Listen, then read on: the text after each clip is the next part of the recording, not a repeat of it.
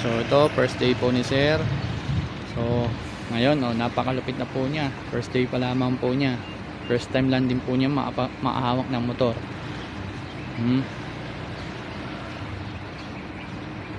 So ang kanyang pinapractice is kung paano po magliko ng maayos.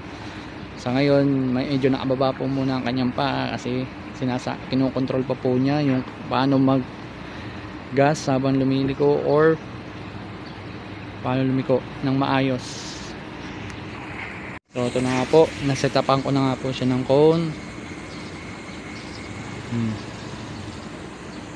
Then tinatry niyo po kung paano po makapag-balance ng motor.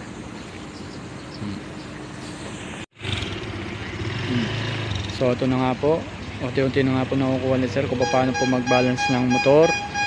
Day 1 pa lang po yan. Wala pa po siyang isang oras na nagsisimula.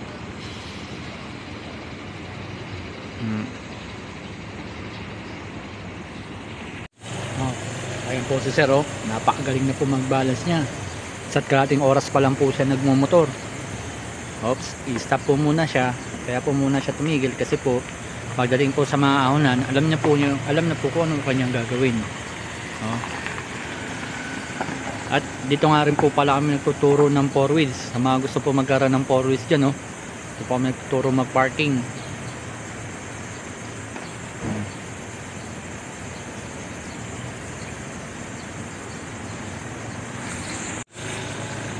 Ayan po yung technique kung paano po kayo makapag-parking.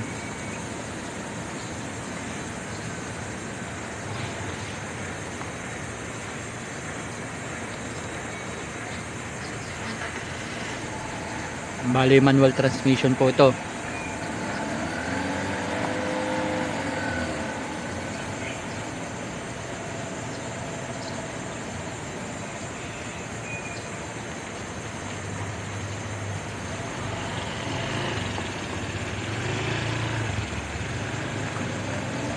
Sa mga gusto nga po palang mag-aral, mag-drive, mag-message lamang po kayo sa akin.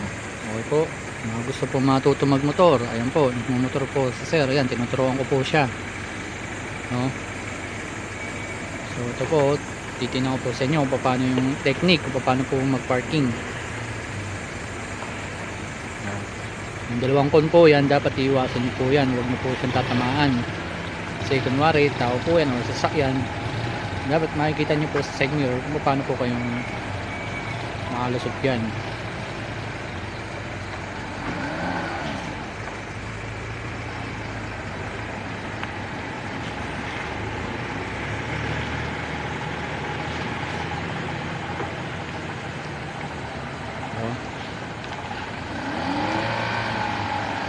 Makipot po yung kanyang parking na yan.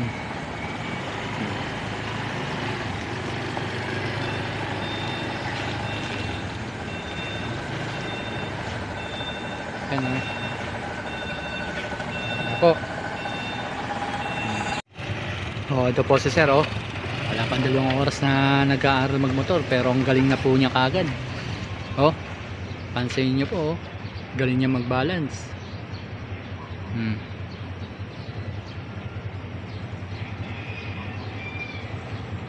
First day pa lang po niya yan. Zero knowledge po siya.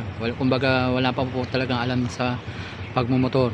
Pero may konting kaalaman po sa pagbabike.